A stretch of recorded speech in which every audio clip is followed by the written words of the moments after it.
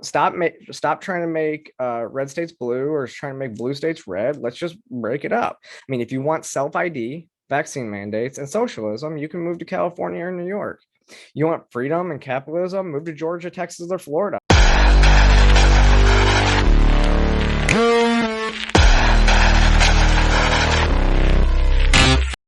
Welcome back to the channel today, everybody. As you see, I'm back in my studio.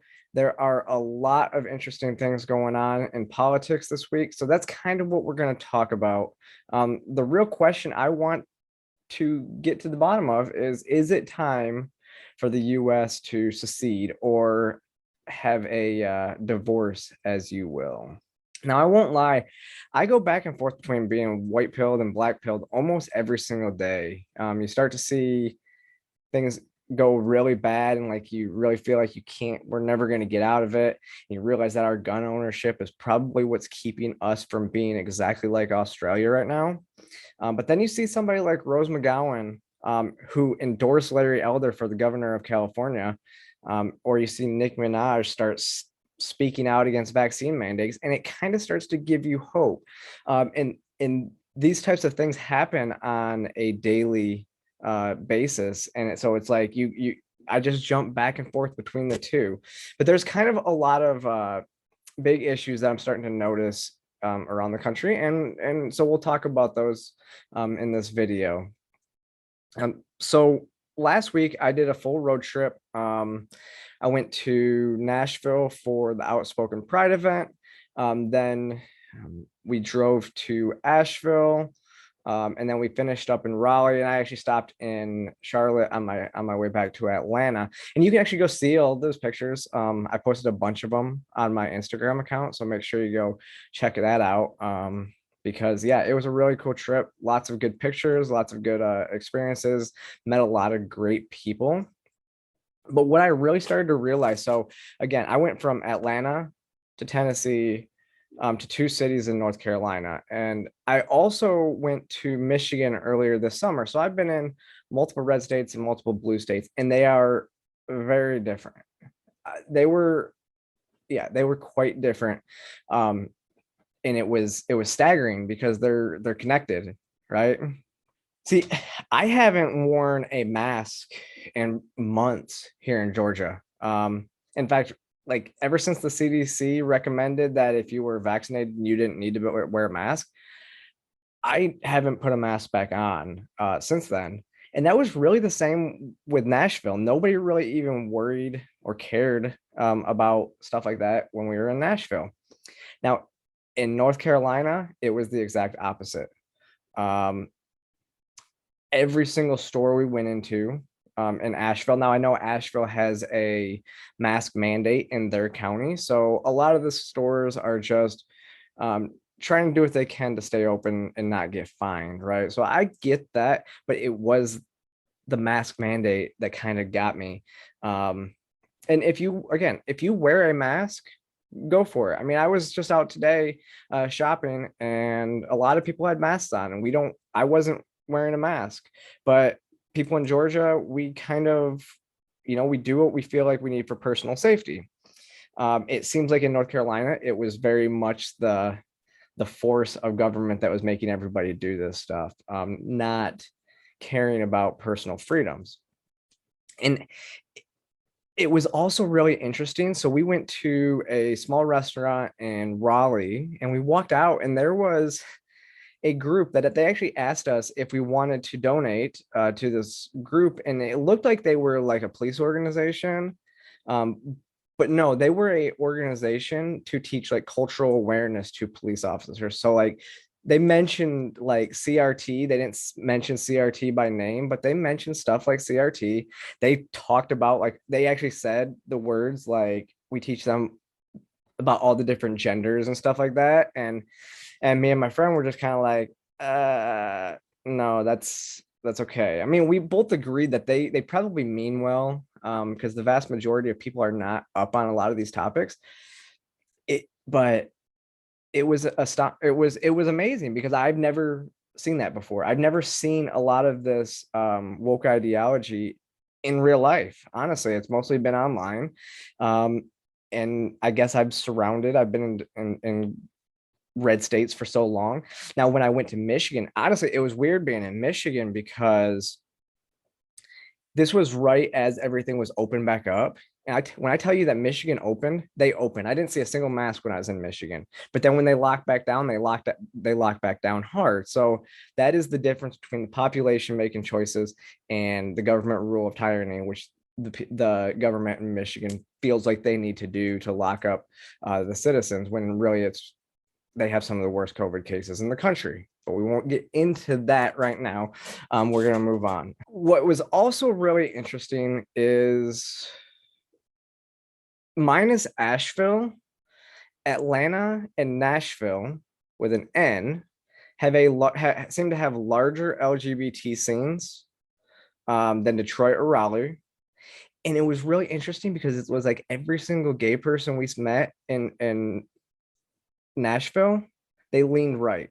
And I know a lot of right leaning gays here in Atlanta as well. So it was really interesting to see. Again, that was kind of another white pill moment, because you kind of see these large LGBT areas that are leaning right. And then you have, again, like Asheville, which I don't know where they lean.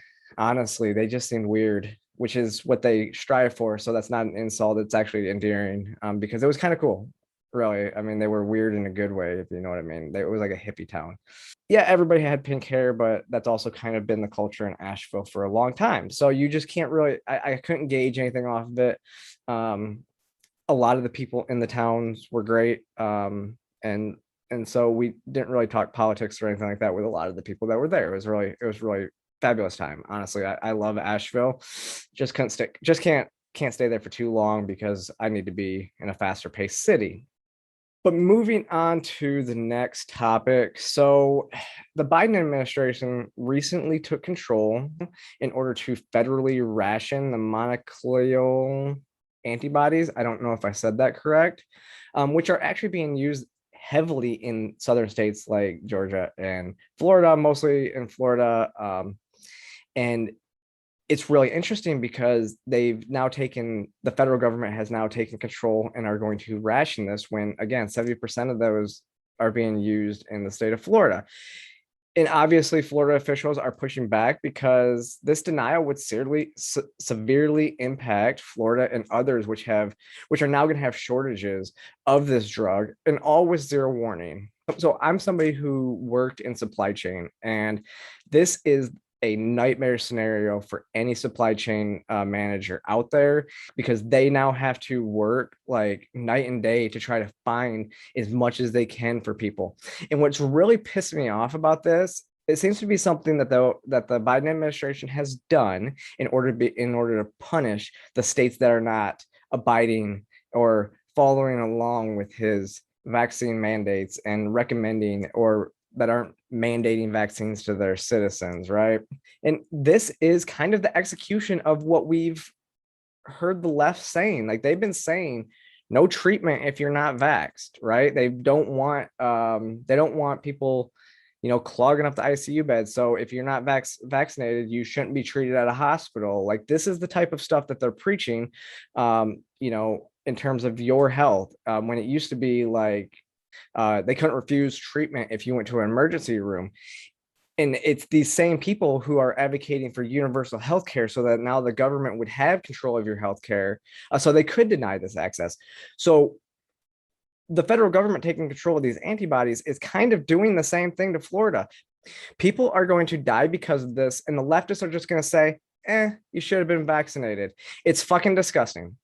They come off as the people that actually are, care about you or care about everything else. No, they only care about themselves, and they don't care at all about personal freedoms.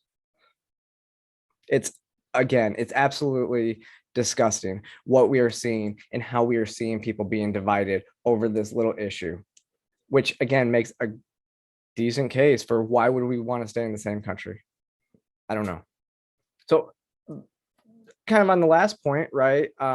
We just saw the California recall election. Gavin Newsom was reelected, and it wasn't even close. And you know what, y'all? At this point, I don't care. We can let California go. Californians, at this point, you get what you deserve.